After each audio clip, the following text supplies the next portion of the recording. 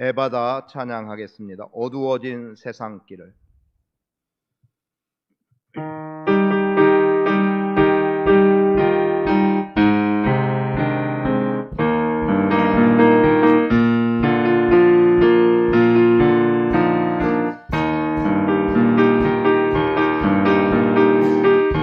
어두워진 세상길을 주님 없이 걸어가다 나의 영혼 어두워졌네.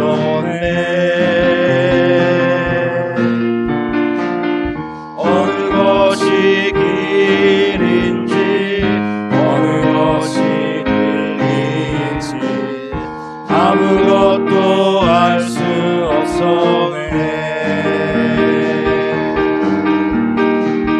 주님 없이 살아가는 모든 삶 실패와 좌절뿐이네.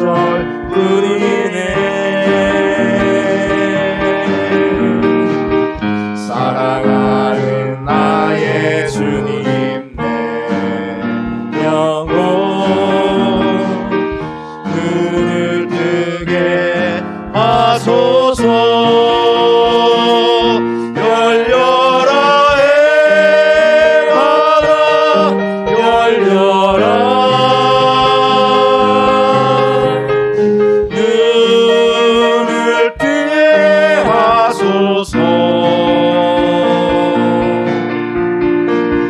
죄악으로 어두워진 나의 영혼을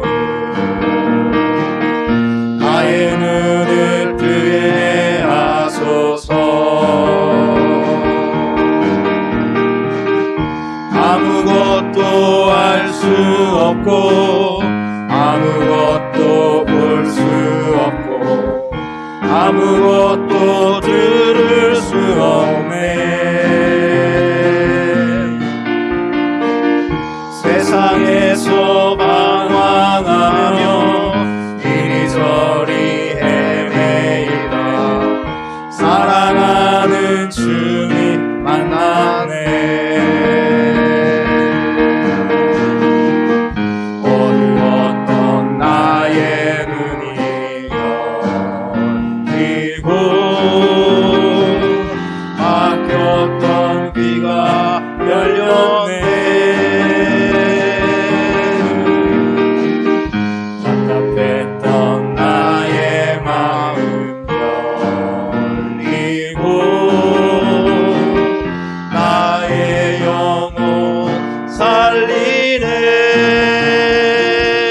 열려라 에바다 열려라.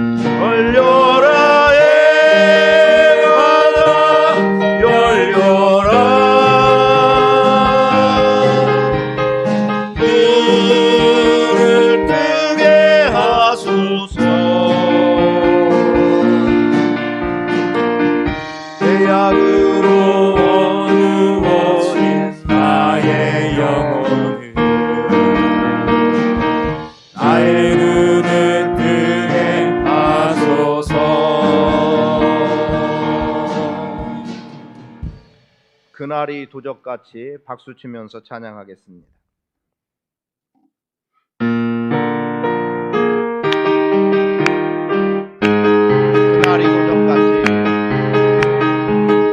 그날이 도적같이 이를 줄 너희는 모르느냐. 늘 깨어 있으라. 잠들지 말아라. 주님과 동행하라. 항상 기뻐하라. 쉬지 말고 기도하라. 범사에 감사하라.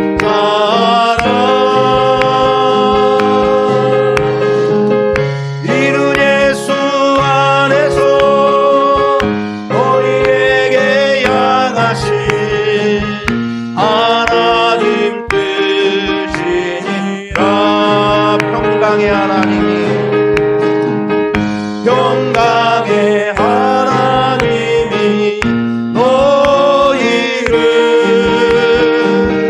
거룩하게 하시고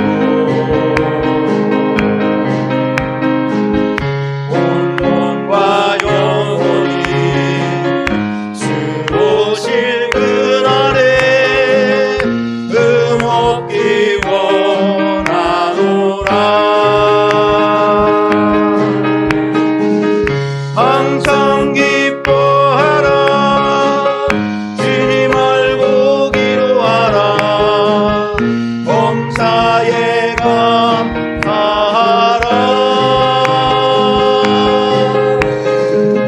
이른 예수 안에서 너희에게 향하신 하나님 뜻이니. 그날이 도적같이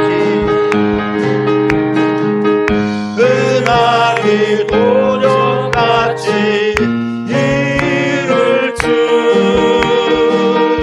너희는 모르느냐. 늘 깨어 있으라. 잠들지 말아라. 주님과 동행하라. 항상 기뻐하라.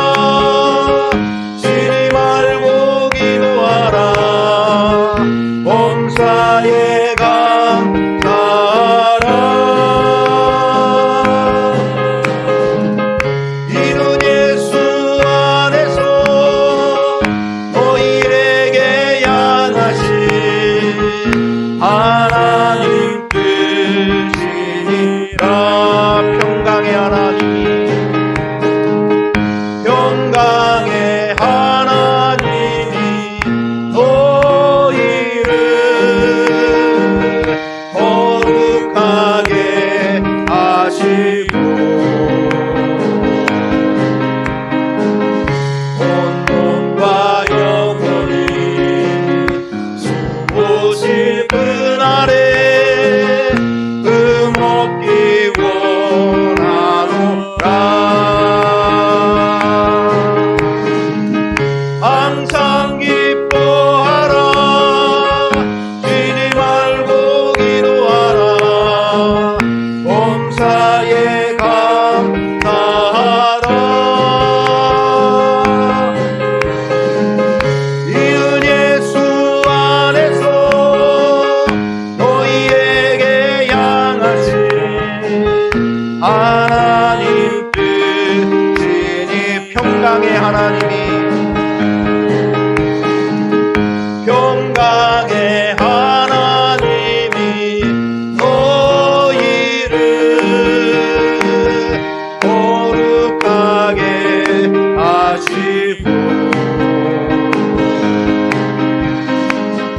온 몸과 영혼이 주 오실 그날에 흠없기 원하노라.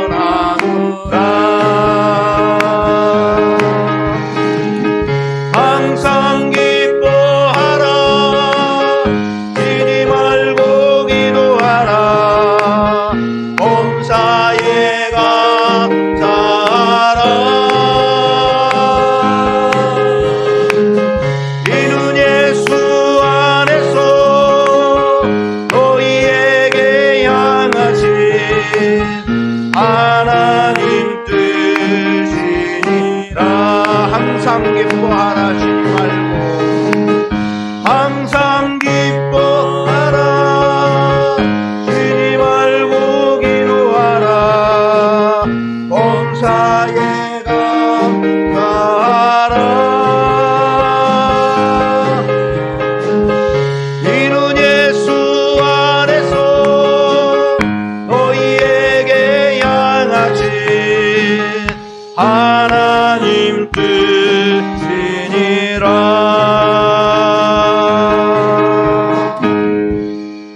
우리는 주의 백성이오니. 찬양 한 장 더 하겠습니다. 우리는 주의 백성이오니.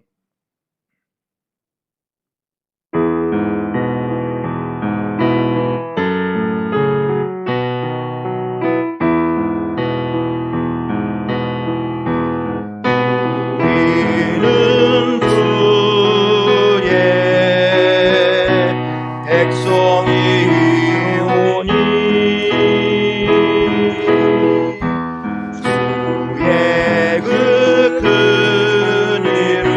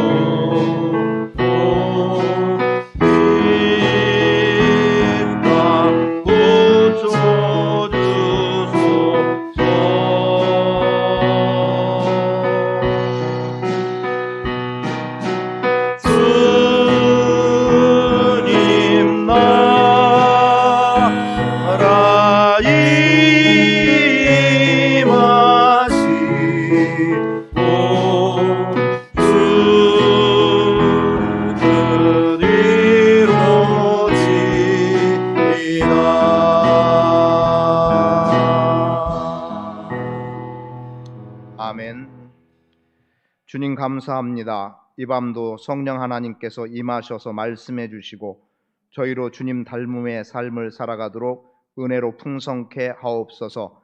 예수 그리스도의 이름으로 기도합니다. 아멘. 하나님 말씀 봅니다. 누가복음 23장입니다.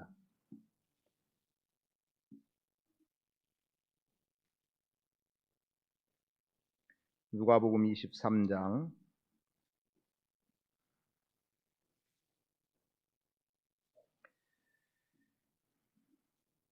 13절부터 25절까지 말씀을 함께 읽도록 하겠습니다. 누가복음 23장 13절부터 25절까지입니다. 같이 읽습니다. 빌라도가 대제사장들과 관리들과 백성을 불러 모으고 이르되 너희가 이 사람이 백성을 미혹하는 자라 하여 내게 끌고 왔도다. 보라, 내가 너희 앞에서 신문하였으되 너희가 고발하는 일에 대하여 이 사람에게서 죄를 찾지 못하였고 헤롯이 또한 그렇게 하여 그를 우리에게 도로 보내었도다. 보라, 그가 행한 일에는 죽일 일이 없느니라. 그러므로 때려서 놓겠노라. 무리가 일제히 소리질러 이르되 이 사람을 없이 하고 바라바를 우리에게 놓아 주소서 하니, 이 바라바는 성중에서 일어난 밀란과 살인으로 말미암아 옥에 갇힌 자러라. 빌라도는 예수를 놓고자 하여 다시 그들에게 말하되 그들은 소리질러 이르되 그를 십자가에 못 박게 하소서, 십자가에 못 박게 하소서 하는지라. 빌라도가 세 번째 말하되 이 사람이 무슨 악한 일을 하였느냐? 나는 그에게서 죽일 죄를 찾지 못하였나니 때려서 놓으리라 하니, 그들이 큰 소리로 재촉하여 십자가에 못 박기를 구하니 그들의 소리가 이긴지라. 이에 빌라도가 그들이 구하는 대로 하기를 언도하고 그들이 요구하는 자 곧 밀란과 살인으로 말미암아 옥에 갇힌 자를 놓아주고 예수는 넘겨주어 그들의 뜻대로 하게 하니라. 아멘.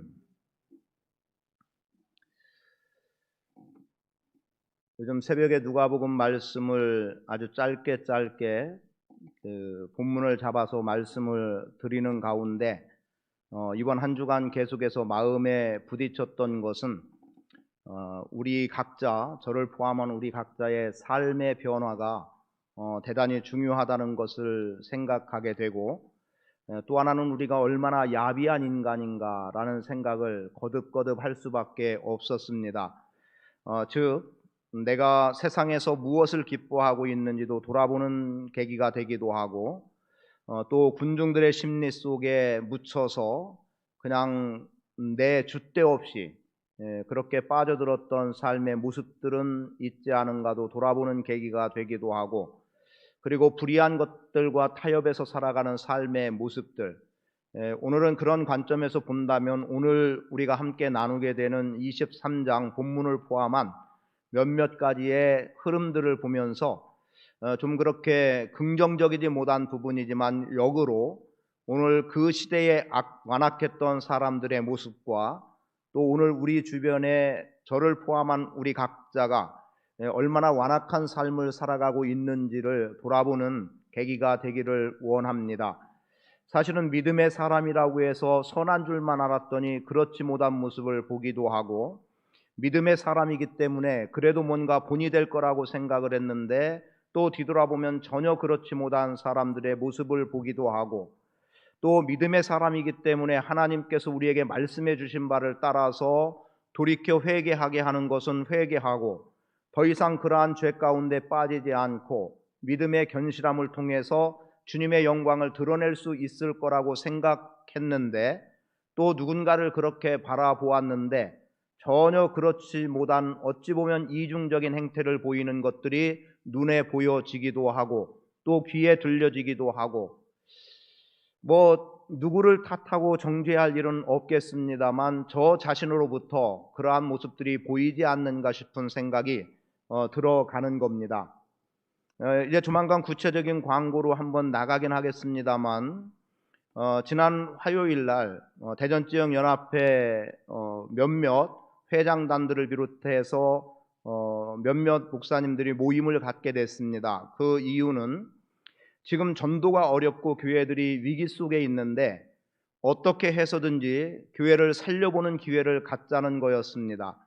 그래서 전도의 일을 하게 되는데 나중에 자세하게 말씀은 드리겠기 때문에 지금 다 상세한 표현은 하지 않겠고 실명은 거론하지 않겠습니다만, 한 분이 대전지역연합회에다가 차 한 대를 기증하겠다라는 거였습니다.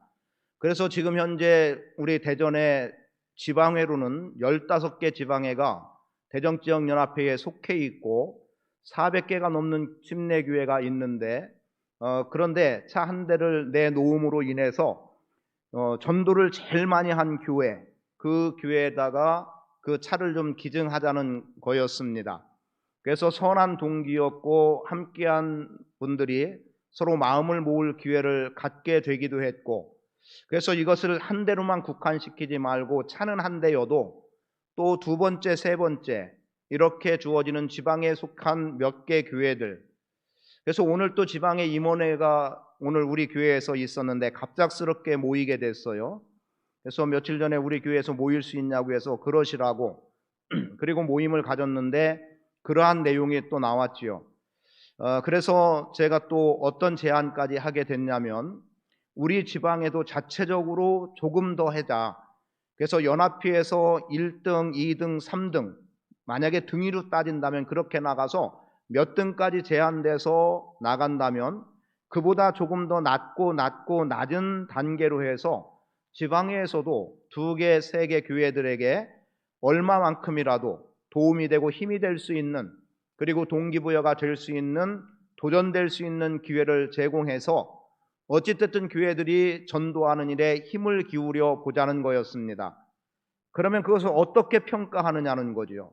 예를 들면 지금 한 사람밖에 없는, 즉 성도 개념 속에 회중에 한 사람밖에 없는데 오늘 보니까 한 사람이에요. 그런데 이 교회가 1년 동안 열심히 전도해서 10명이 됐다. 그러면은 프로테이지로 보면 제일 클 수도 있다는 거죠. 근데 예를 들어서 100명 되는 교회가 10명 한 것과 1명인 데서 10명 한 것은 차이가 엄청난 거예요. 프로테이지로 따지니까. 그러면 공평성을 갖기 위해서라도 10명 이상으로 전제하자. 그러니까 10명 미만의 교회가 있다고 하면 10명으로부터 시작하자. 그래서 10명 교회가 10명을 전도하면 100%예요. 그럼 점수를 100에다가 10명이니까 전도된 숫자 더하기 해서 110점 이런 식으로 계산을 하자는 거였습니다. 그래서 1000명 교회가 100명을 했을 때는 10%밖에 달성이 못한 거에다가 100명이니까 110점. 그래서 10명 교회가 10명 전도한 것과 1000명 교회가 100명 전도한 것과 결국 점수는 같게 만드는 거예요. 늦어도 전반기에 시행이 될 것 같습니다.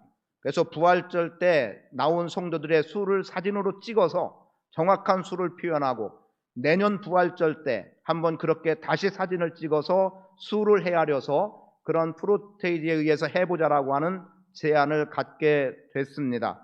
그리고 우리 교회도 마땅히 또 그 일에 동참을 해야 될 것이고, 필요하다면 또 더 나아가서는 우리 교회가, 여러분 지방에서는 그래도 우리 교회에 대해서, 아니면 최소한 대전에서는 우리 교회에 대해서 좀 규모를 있게 보고 있고 여러 모양으로 좀 크게 보고 있어요. 그러니까 과거의 어떤 모습들에 대한 것을 여전히 갖고만 있기 때문에, 그래서 우리 교회가 마땅히 뭘 해야 된다는 겁니다. 사실은 저도 오라고 해서 가게 됐던 이유 중에 하나가 그런 이유였죠. 누가 이렇게 내니까 너희도 좀 내라, 이런 측면이었어요. 사실은 어찌됐든 연합회에다가 우리가 협조를 하는 것은 협조하는 것이고, 또 지방에 자체적으로도 하면 하는 것이고, 그래서 저는 오늘 지방에다 그런 얘기를 했어요. 내가 개인적으로라도, 교회 차원이 아닌 개인적으로라도 내가 얼마를 지방에다가 헌금을 할 테니까 그럼 지방에 전체적으로도 움직여보자 라고 해서 다음 달에 좀 더 구체적인 계획을 세우자고 했습니다. 지금 오늘 우리가 믿음으로 살아간다고 하지만 전도가 어려운 일들이 뭡니까? 끊임없는 교회에 대한 박해처럼 여겨지는, 아니 박해라고 단언해도 좋을 것 같아요. 그런 모습들이 보여졌기 때문에 너무 힘들고 어려움 속에 있습니다. 지금은 교회 다닌다는 말을 안 하는 것이 미덕이라는 표현을 하기도 합니다. 아니 어떻게 부끄러워서 교회 다닌다는 말을 하느냐는 사람들도 있습니다.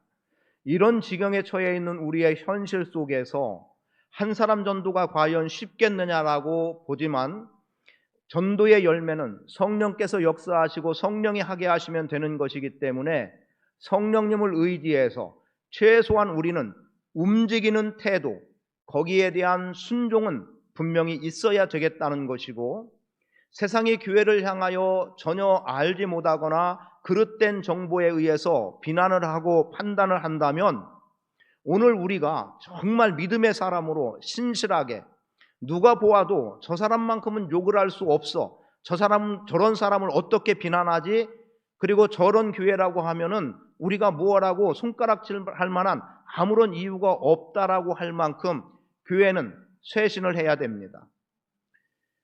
그런데 그런 일들이 일어나지 않는다면 앞으로의 교회는 위험스러울 수밖에 없는 것이고, 정말 시대의 흐름과 더불어서, 그런데 또 한 번 다른 면으로 생각해 보세요. 오늘 우리 믿음의 사람들이, 여기 지금 계신 분들은 그래도 좀 연세가 있으신 분들이 그래도 있잖아요. 그럼 어찌 보면은 저하고도 세대가 다른 세대라고 말할 수 있는 분들이 계시기도 한데, 그 세대가 다르다는 측면에서 볼 때 여러분의 세대 때 신앙생활과 지금 우리 다음 세대의, 지금의 세대의 신앙생활과, 또는 그 다음으로 여겨질 만한 교회 학교에 속해 있는 어린 사람들 혹은 청년까지를 포함한 그 세대의 신앙생활의 정도를 한번 보면 어떠한지를 알 수 있겠죠. 최소한 이것이 신앙의 절대 기준은 아니지만 모여지는 것만 하더라도 옛날에는 어땠습니까? 주일 예배, 주일 오후 예배, 그리고 수요기도회, 금요기도회, 아무리 못 모였어도 이 4번의 예배만큼은 모든 성도가 다 모였다고 해도 과언이 아닐 만큼 그렇게 모였습니다. 그런데 지금은 어떤가요? 전혀 그렇지 못하죠. 어찌 보면 교회 개념 속에서 1세대라고 보여지는 이 세대들만이 그냥 바듯 명맥을 유지하는 수준에서 우리가 지나오고 있단 말이죠. 그렇게 본다면 저의 신앙생활하는 모습이 여러분 눈에도 미흡하게 보여질 수도 있어요. 그렇게 보여지는 정도라고 한다면 미래가 밝겠느냐는 거죠. 그런데 오늘 읽게 된 누가복음 23장의 내용 속에서는 이러한 부분에서 우리가 돌이켜야만 되는 일들이 얼마나 많이 기록이 되어 있는지 모릅니다.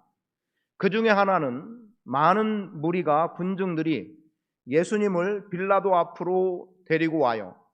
그러면서 고발을 합니다. 무엇라고 고발합니까?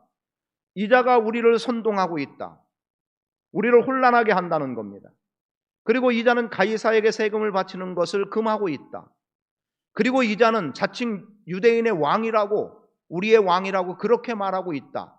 그러면서 빌라도 앞에 고발을 하는데, 빌라도가 보았더니 예수님에 대해서 고발하고 있는 그 예수라는 사람은 사형에 처할 만큼, 아니면 죄인이라고 그렇게 정죄할 만한 이유가 보여지지 않는 거예요. 그래서 나는 이 사람에게서는 죄를 발견하지 못한다, 죄를 찾지 못했다라고 생각을 하고 있는 거예요. 그리고 놓아주려고 하죠. 그런데 무리들은 어떻습니까? 끊임없이 예수를 십자가에 못 박으라고, 근데 빌라도가 3번이나 이 사람에게는 죄가 없다는 이야기를 하고 있어요. 오늘 본문 읽은 내용 속에서도 2번이나 그러한 말을 하고 있거든요. 그런데 무리들은 어떡합니까? 예수를 십자가에 못 박으라는 거죠. 그리고 이보다 앞선 내용 속에서 한 번 빌라도가 죄가 없다고 생각했던 그때에 헤롯이 마침 6월절이 되어서 예루살렘에 머물고 있었습니다. 빌라도의 입장에서는 예수가 무죄하다 싶은데 무리들은 계속 고발해오고 어찌하라는 거예요. 얼마나 불편하겠습니까? 죄 없는 자를 죄 있다고 판단하기가 어렵겠어요? 쉽겠습니까? 어려울 수밖에 없는 거죠. 물론 양심을 다 팔아버린다면, 공정성을 버려버린다면 얼마든지 무죄한 자를 죄 있다라고 말할 수 있지만, 빌라도는 최소한 그런 정도의 양심을 가지고 있었던 거죠. 물론 나중에는 내어주게 됩니다만, 그런데 헤롯이 있다고 하니까 전에 헤롯과는 원수지간이었어요. 원수지간이었는데, 그런데 헤롯이 자기 앞에 예수님이 나타나자, 무리가 끌고 오자 헤롯이 예수님을 보고 기뻐하고 있었다라는 거죠. 그러면 그가 왜 기뻐했습니까? 그가 기뻐했던 이유는 우리가 지금 믿음 안에서 예수님을 바라보는 것과는 전혀 다른 개념 속에서 기뻐하게 됐던 것을 보는데, 누가복음 9장에 가면 헤롯이 침례 요한의 목을 베입니다. 그것으로 인해서 마음에 적지 않은 부담감이 있었는데, 왜냐하면 요한이 하는 말을 자기의 죄에 대해서 지적하고 책망할 때 그래도 바른 소리를 했기 때문에 그 말을 달게 받았었던 사람이에요. 그런데 그렇게 자기 손에 의해서 목베임을 당한 요한, 그런데 누군가가 새로운 한 사람이 등장을 했는데 이 사람의 인기가 대단한 겁니다. 그리고 많은 기적을 행하고 그의 제자들도 기적을 행하는 거예요. 그것을 보니까 어떤 생각이 들었냐면, 예수님의 기적 행함이 당황스러움에도 불구하고 그의 마음속에는 나도 그 예수가 행하는 기적을 보고 싶다는 마음이 간절하게 있었던 겁니다. 그러한 가운데 어떻게 된 거예요? 지금 그러한 헤롯 앞에 예수님이 보이게 됐던 겁니다. 무엇라고 기록하고 있냐면 8절에 보면, 헤롯이 예수를 보고 매우 기뻐하니 이는 그의 소문을 들었으므로 보고자 한지 오래였고, 또한 무엇이나 이적 행하심을 볼까 바랐던 연고로라. 헤롯이 예수님을 기뻐할 사람이 아닌데 기뻐했던 이유가 바로 어디에 있더라? 이적 행함을 보기를 간절히 오래전부터 바래왔다는 거죠. 여기서 우리가 먼저 보기 원하는 바는 그런 겁니다. 오늘 우리가 예수를 바라보기 원하는, 예수를 보기 원하는 그 중심이 무엇이냐, 그 동기가 무엇이냐는 거죠.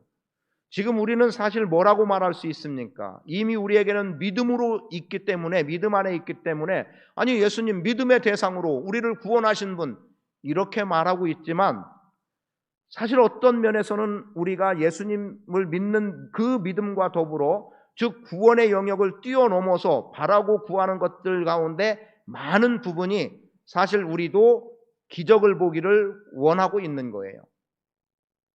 안타깝지만 제가 표현도 했습니다만, 하나님의 말씀이 말씀대로 선포될 때 아멘 하는 경우보다 어떤 기적적인 사건이 일어난 간증의 얘기를 할 때 아멘 소리가 더 크다는 겁니다.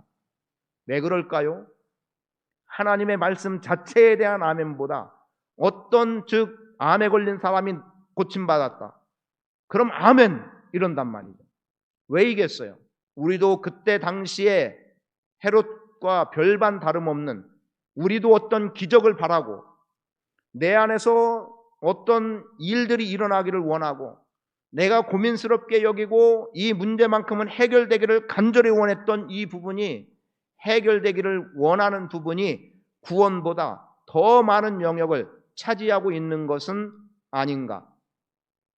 그래서 오늘 우리의 삶 속에서 진정 내가 기뻐할 것이 무엇인가를 점검해 나갈 필요가 있고, 그리고 내가 예수님을 보는 것에, 바라는 것의 기쁨이 어디에 있는지를 스스로 돌아볼 수 있게 되기를 원합니다. 예수의 소문에 기적이 행해지고 있더라 라고 하는 그 말, 그것 때문에 예수님을 보기 원하고 그리고 보게 된 예수님 때문에 기뻐한다는 것은 결국 그것은 그릇된 예수를 보고자 하는 일에 그릇된 동기일 수밖에 없다는 겁니다.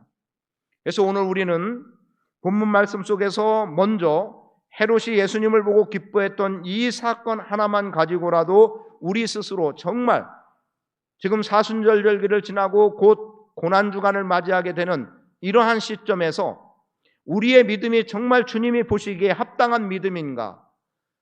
나의 구원은 구원받을 만한, 나의 믿음은 구원받을 만한 믿음인가? 내 신앙의 행태를 다른 사람이 볼 때 옳다 인정하고 저 정도의 믿음의 사람이라면 나도 한번 믿어보고 싶다라고 할 만한 그러한 삶의 모습이 내 안에 보여지고 있는가? 여러분, 당장 눈에 보이고 손에 잡히는 어떤 체험적인 것, 그것을 구하면서 예수를 믿는다고 한다면 그것은 진정한 믿음이 될 수 없다는 사실이고, 그리고 예수님께서 우리의 일상에 실질적으로 필요한 문제를 다룰 때 무엇을 먹을까, 무엇을 마실까, 무엇을 입을까 염려하지 마라. 너희는 먼저 그의 나라와 그의 의를 구하라. 그리하면 이 모든 것을 너희에게 더해 주시리라고 그렇게 말씀하셨던 내용만 보더라도 하나님의 나라와 의를 구할 때 우리의 일상의 필요가 공급된다면, 예수 그리스도를 통한 진정한 구원의 문제 때문에 예수님을 바라고 믿음의 주요 온전케 하시는 이인 예수를 바라보자는 그 중심으로 나간다면 우리의 질병의 문제인들, 우리 인생의 경제의 문제인들, 또 다른 어떤 사건들인들 주님께서 해결해 주시지 못할 이유가 있겠느냐는 거죠. 그래서 오늘 우리는 주님을 바라보는 그 시각이 바로 되어져야 되고, 주님을 기대하는 그 중심이 바르게 세워져야 합니다. 그릇된 동기로 예수를 믿는다든가 바라봐서는 안 되는 거예요. 실제로 물론 처음 교회 나오는 사람들은 그런 모습들이 보여지기도 해요. 내가 교회 나가면 이 병이 고쳐질까? 어떤 사람들 말에 의하면 예수 믿으면 고침받는다는데 나도 한번 그런 교회 나가볼까? 이러는 그런 것 때문에 첫 발을 디딜 수는 있어요. 그게 하나의 예수 앞에 나오는, 교회로 나오는 동기는 될 수 있지만 그것을 한번 뛰어넘어 보면 최소한 그 이후로, 그리고 그에게 말씀이 들어가고 진정한 믿음이 들어가게 된다면 이제 내 질병의 문제, 내 경제의 문제 그다지 그게 중요한 게 아닌 거죠. 그냥 예수로 기뻐하는 거예요. 저는 오늘 우리가 예수 그리스도 자체로 기뻐할 수 있기를 원합니다. 어떤 사람들이 기대하고 바라는 것 같은 흥미진진한 것, 이것 바라보고 주님을 구하는 것이 아니라 그냥 예수님 그분이기 때문에, 그래서 그분이기 때문에 기뻐하고 즐거워하는 삶의 모습이 되기를 원합니다. 그냥 특정한 어떤 관계라고 지칭하지 않더라도 그냥 내가 좋게 여기는 어떤 사람, 그럼 그 사람은 우리가 볼 땐 그런 것 같아요.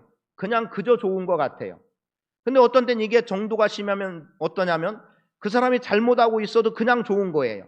그리고 괜히 막 덮어주려고 하기도 하고, 심지어 이렇게까지 나가는 모습들이 있지 않습니까? 그렇다면 오늘 우리가 예수님을 바라볼 때는 그냥 예수이기 때문에, 그냥 예수님이기 때문에 내게 기쁨이 있고 즐거움이 있는, 그래서 예수님의 이름을 부르고 예수님을 사모함으로 나가는 삶의 모습이 우리 안에 있어야 합니다. 그리고 지금 본문으로 들어와 보니까 어떻습니까? 이제 다시 헤롯도 예수님에게서 무엇을 얻질 못했어요. 왜냐하면 예수님이 잠잠하셨어요. 아무런 대답도 하지 않으셨어요. 그랬더니 헤롯이 어떻게 하냐면 예수님을 업신여겨버려요. 야, 이거 별것 아니었구나, 그냥 소문에 의한 것뿐이었나 보다, 이제 이렇게 취급을 했겠죠. 그래서 예수님을 헤롯이 업신여겼다라고 표현을 해요. 그러니까 헤롯이 예수님을 더 어떻게 할 이유가 없어요. 그래서 빌라도에게 돌려보내버렸어요. 그렇게 돌려보내져서 빌라도 앞에 다시 서신 예수님, 그리고 빌라도는 다시 예수님에게, 그런데 14절 보니까 어떻습니까? 사람들이 백성을 미혹하는 자라 해서 내게 끌고 왔도다 라고 말해요. 14절. 그러면서 빌라도가 뭐라고 말하냐면, 내가 너희 앞에서 신문했지만 이 사람에게서는 죄를 찾지 못했다. 그래서 그가 행한 일에는 죽일 일이 없으니 때려서 놓겠다라고 말합니다. 엄밀히 말하면 때려서도 안 되는 거죠. 왜? 죄 없는데 때립니까? 그럴 수 없는 거예요. 그런데도 그냥 군중들의 어떤 외침 때문에라도 그들의 마음을 조금이라도 만져줘야 되는 거예요. 그래서 때려서 놓겠다고 그러죠. 그랬더니 무리가 일제히 소리 지르며 그러면 안 된다는 거예요. 이 사람은 없이 해야 된다는 거예요. 죽여야 된다는 거죠. 그리고 바라바를 놓아달라고 말합니다.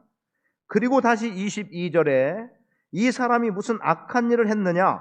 나는 그에게서 죽일 죄를 찾지 못했다. 그러니 때려서 놓겠다라고 합니다. 그런데 여전히 무리는 어때요? 큰 소리로 재촉하면서 십자가에 못 박기를 구했다는 거예요. 그리고 그들의 소리가 이겼어요. 군중의 소리가 빌라도의 정신을 이겨버린 겁니다. 군중의 외침이 빌라도의 공의를 뺏어가 버리고 말았다는 거죠. 여기서 우리가 보기 원하는 것은 이런 거예요. 무리의 환호성이 다 옳은 건 아니라는 거죠. 다수의 주장이 옳은 건 아니라는 거예요. 다 옳은 게 아니라는 거예요. 물론 오늘 우리는 민주주의 사회이기 때문에 어떻습니까? 어떤 회의를 한다거나 어떤 일을 두고 회의에서 숫자가 많으면 거길 따라가는 게 민주주의의 기본적인 원칙으로 세워지고 있습니다만, 그렇다고 해서 많은 무리가 함께하고 움직인다고 해서 그게 다 옳은 건 아니라는 거예요.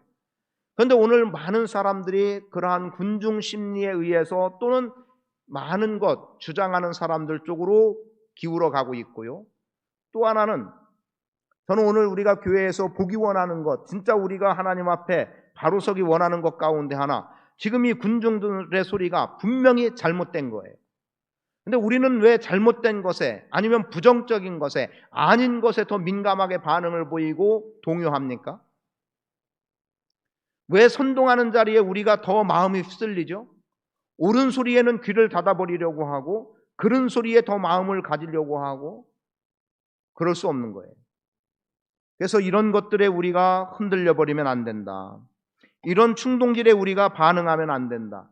그런데 이상하게 사람들의 심리는 그것에 더 마음이 쏠리고 있는 거예요. 여러분, 뉴스를 통해서 봐도 그렇습니다. 감동적인 거에는 인터넷, 여러분 스마트폰으로 뉴스들 접해보고 어떤 기사들을 접해보면 감동적인 것에는 댓글들이 많이 안 달려요. 그런데 부정적인 어떤 사건들, 흥미 위주의 것들은 얼마나 많은 댓글들이 달리는지 모릅니다. 요즘 시대가 어떠냐면요, 내가 뭐 하나를 클릭을 하잖아요. 그러면 다음 메인 화면에 제가 클릭한 게 나와요. 제가 스마트폰 거치대를 하나 봤거든요. 그랬더니 어제 봤던 스마트폰 거치대 핸드폰으로 찾아봤거든요. 그런데 컴퓨터에 그게 그 제품 그대로가 쿠팡에서 본 특정한 뭐 저기를 대서 그런데 거기서 본 그게 그대로 메인 화면에 뜨더라고요. 언젠가 아이 있는 데서 그냥 열었는데 성인 만화인 것 같아요. 무슨 만화 하나가 떴어요. 근데 내가 그걸 본 적이 없거든요. 그런데 저도 모르게 보다가 터치를 했던 모양이에요. 근데 가브리엘이 이런 거 뭘 찾아 들어갔는지, 그러면 지금 아마 여러분 자녀들의 컴퓨터 한번 열어봐서 메인 창에 뜨면 얘가 이런 거에 관심 있게 보고 있구나 보일 것 같아요. 그러니까 19금 만화가 그게 하나가 뜨더라고요. 굉장히 조심스러운 거예요. 내가 그걸 열어서 본 게 아닌데도 불구하고 한번 어떻게 터치됐거나 한 것 때문에 그 다음에 메인 화면에 그 만화와 관련한 게 쭉 떠버리는 거예요. 부끄러운, 어찌 보면 부끄러운 세상이죠. 내가 실수로 건드렸어도 그게 떠버리고, 그게 메인 화면에 떠서 제일 먼저 내 눈에 들어오게 만들고, 그러면 어떻겠습니까? 그 제품, 본 제품 사게 되겠죠? 그 만화 열어서 보게 되겠죠? 유혹을 이기지 못하면 그리 될 수밖에 없는 거예요.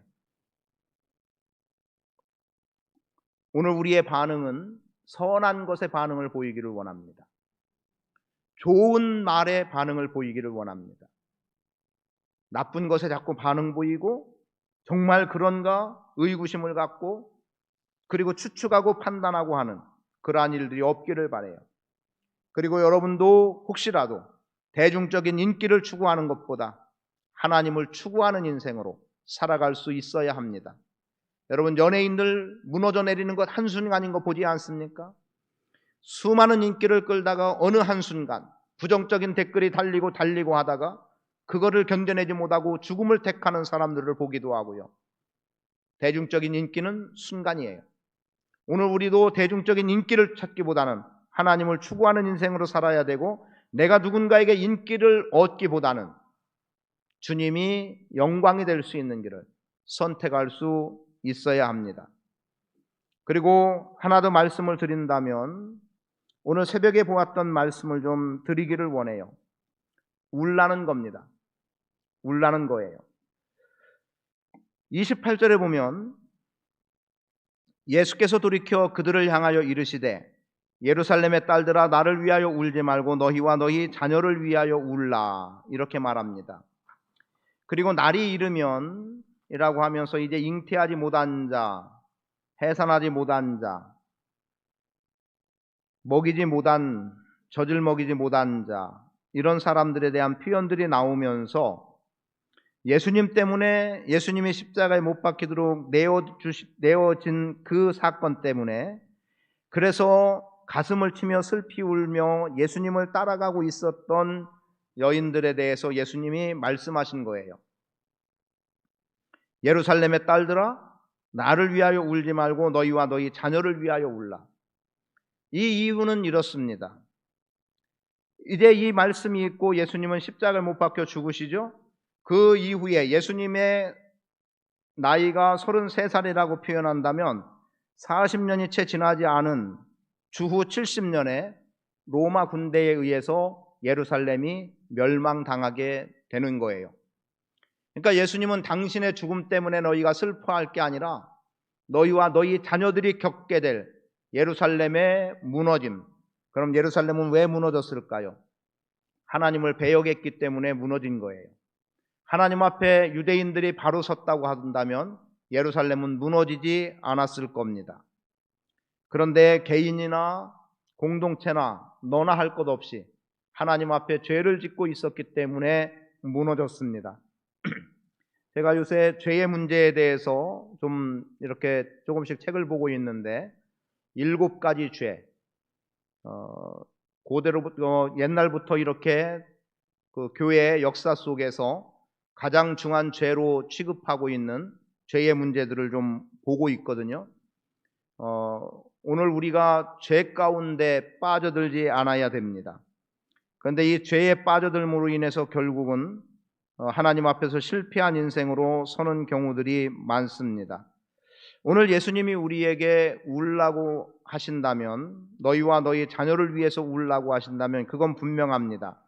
그냥 예루살렘의 멸망 때문이라고 보여지는 겉모양이지만 실제 오늘 우리가 울어야 될 것은 내가 육신의 정욕이나 안목의 정욕이나 이생의 자랑에 빠져서 살아가고 있지는 않는가, 이런 문제들에 대해서 우리는 회개를 해야 할 것이고, 또 정말 우리의 자녀 세대가 믿음 안에 서지 못하고 세상 풍조에 휩쓸려서 살아가는 것들에 의해서 우리는 통곡해야 될 때가 올지도 모릅니다.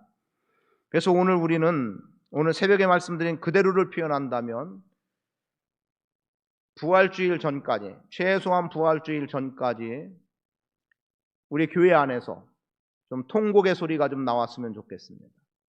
진정 회개하는 것 때문에 누군가가 가슴을 찢으면서 지금 회개의 눈물을 흘리고 하나님 앞에 바로 서기 위해서 몸부림치는 그러한 모습들이 좀 보여졌으면 좋겠어요.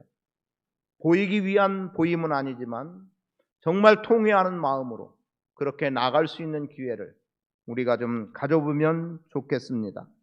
하나님을 멀리했던 삶을 통회하고 또 세상 사람과 다를 바 없이 살아오던 삶의 모습들을 돌이키고 정말 하나님이 원하시는, 하나님께서 기대하시는 삶의 모습으로 우리가 설 수 있기 위해서 몸부림칠 수 있는 그러한 기회가 우리 안에 주어지게 되기를 축복합니다.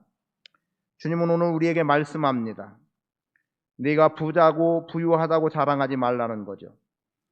곤고하고 가련한 것 발견해야 된다는 겁니다. 눈이 멀면 안 된다는 겁니다. 그리고 살았다 하는 이름은 가졌으나 실상은 죽은 자의 삶이 돼서는 안 되는 거예요. 경건의 모양은 있는데 경건의 능력은 없는 그런 삶을 살아가서는 안 된다는 겁니다. 여러분 각자의 신앙의 정도 그리고 삶의 습성들 한번 진지하게 돌아보시고 하나님 앞에서 나를 새롭게 발견할 수 있는, 주님 앞에 비춰지는 진정한 나를 찾아나갈 수 있는 그러한 기회가 우리 각자의 인생에 주어지게 되기를 축복합니다.